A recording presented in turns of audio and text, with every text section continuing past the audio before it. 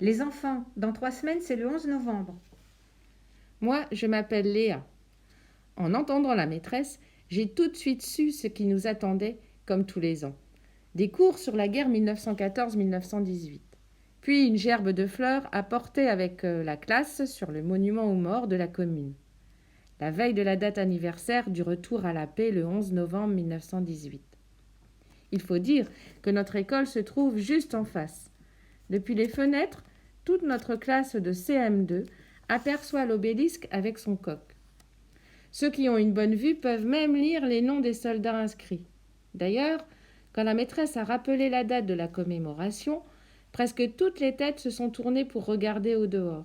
Toutes, sauf celle de Gabriel, qui dessinait un footballeur dans la marge de son cahier. Cette année, on entre dans l'histoire.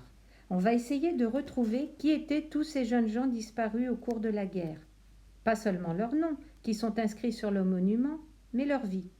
Vous allez vous transformer en détective du passé et chercher leur date de naissance, leurs parents, leur métier avant la guerre, s'ils étaient mariés. Je vais vous aider. Vous deviendrez de vrais enquêteurs de la guerre 14-18. Et pour le 11 novembre, on fera un journal de classe qui rassemblera toutes vos trouvailles.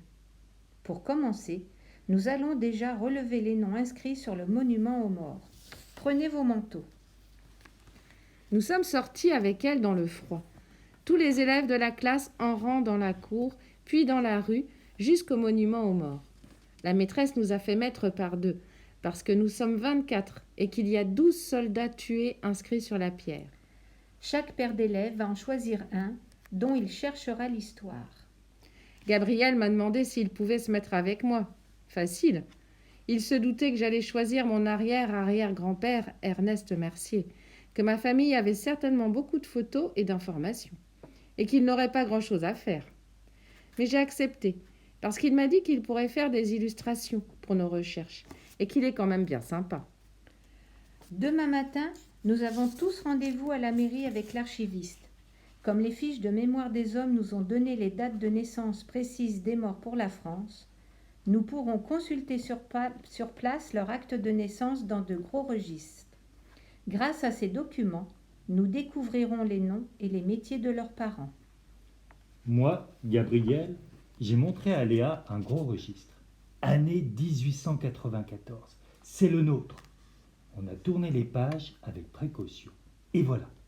Au 18 janvier 1894 figurait l'acte de naissance d'Ernest Mercier, écrit très lisiblement à l'encre violette.